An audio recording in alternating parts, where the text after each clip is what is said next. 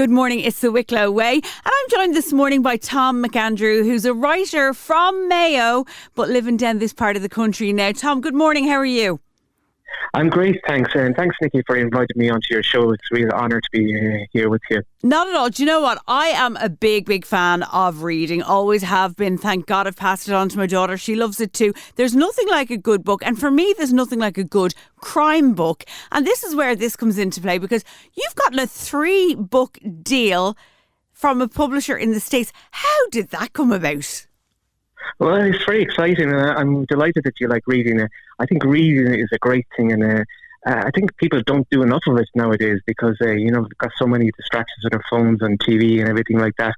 I love reading, and I love getting lost in, I love mysteries in particular. And I wrote a mystery. How it came about really was that I loved reading mysteries. I loved Agatha Christie books, like Going Away on the Orient Express, getting lost in that kind of world. So unfortunately, I wasn't able to find a lot of books that I really connected with. And I like my mysteries to have a lot of humour. So I decided to have the challenge of writing a book. And I soon discovered, writing isn't actually just as easy as it sounds. No, not at all. Yeah. Exactly. So I got a manuscript eventually written anyway after many drafts. And then my wife said to me, I really enjoyed that. Why don't you send it out? I said, no one's going to be interested in this. But I actually sent it out to a few publishers eventually. And I got a great response. And it was picked up by this publisher in America, and they liked the character Ducey. He's this kind of scruffy, oddball character. He's got lots of Irish wit, and he's got failing sight. And I've got my own sight issues, so I can write kind of authentically about that kind of character. Yeah. And he's got a sense of wit. He's always looking at the bright side of things, and people treat him as a kind of an underdog character. Anyways, the publisher in America liked it so much, they said, would you not write 3 books for us? And I said, oh yeah, I'd like it. So I went with the American publisher too, because it's such a huge market over there, and they specialise in cosy mysteries. So that's how it came about. It's a real dream to me at the moment, it's so exciting. So you, would like the likes of the Thursday Murder Club, that kind of background, of mystery, with a little bit of wit in there as well? Exactly, yeah. I would even say mine has a little bit more wit. I think us Irish, we have our own sense of humour, so hopefully Irish people will get it even more, I like the Thursday Murder Club.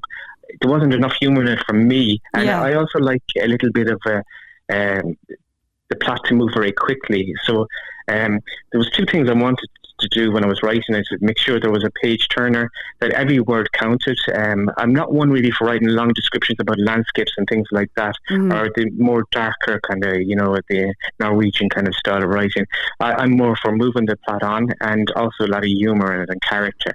I suppose the other thing too is that Seamie Ducey, one of the other reasons I wanted to start writing was my own eyesight. Unfortunately, I was wearing glasses since I was 4, and they're getting thicker and thicker as I grew older, and when I got to my teens, it's funny now when I look back at my pictures with my kids, I used to be called Buddy Holly in school because I had these real thick glasses and spiky hair, and they get a great laugh out of it. So I was thinking ahead, unfortunately as we get older, we can't do the things we'd like to do. No. So I always wanted to write. So, I was saying, can I do something that I can keep doing and enjoy? And that was one of the reasons I chose to write. And, with the technologies nowadays, you can... hopefully I'll be able to continue writing. My eyesight is not too bad at the moment, but if it gets any worse, I think I can still manage writing, and it's a text-to-speech function. So it's great, and it's really, I really enjoy it because I get lost in my own world in this, Yeah, and you're originally from Mayo. Whereabouts in Mayo? Yeah, I'm from out in the sticks, really, a place called Balmullet, but it's even further out than that.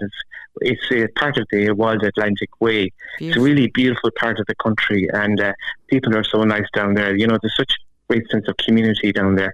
Great place to grow up. And when I was young, I was out in the fields and in the mountains all day. Had a great time. Great place for your imagination. And I love going back there all the time. And do you ever use that as a backdrop when you're writing, or are you just in the zone to the character?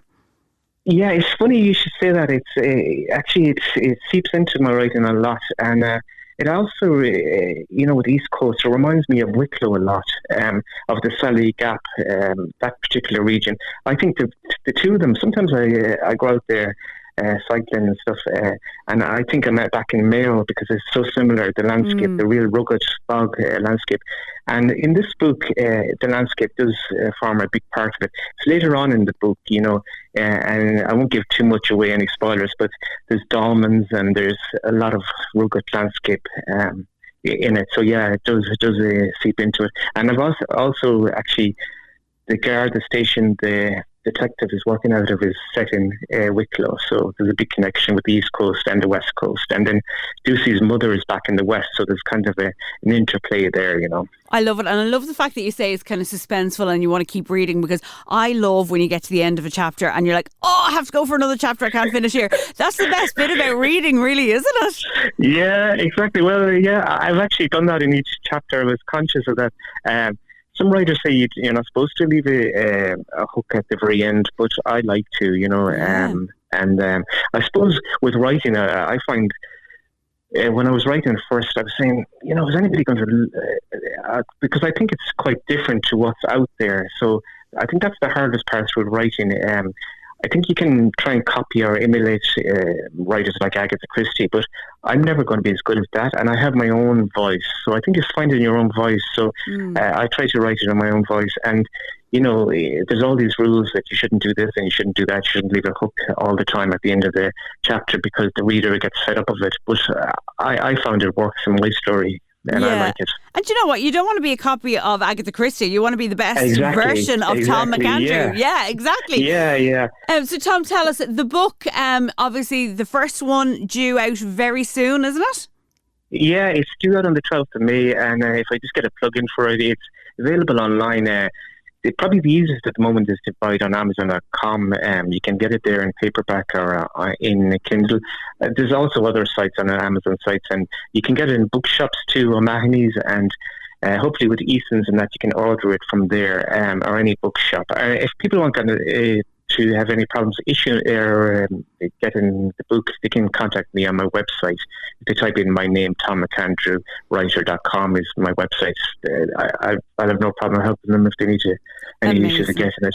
Tom, thank you so much for joining us this morning on the Wicklow Way. Best of luck with the release of the first book, and then the two, I'm sure, will be pretty quick after that as well. Thank you so much for joining us on the Wicklow Way this morning. Oh, it's a pleasure, Nikki, and thanks a million. I hope you read it and I hope you enjoy it.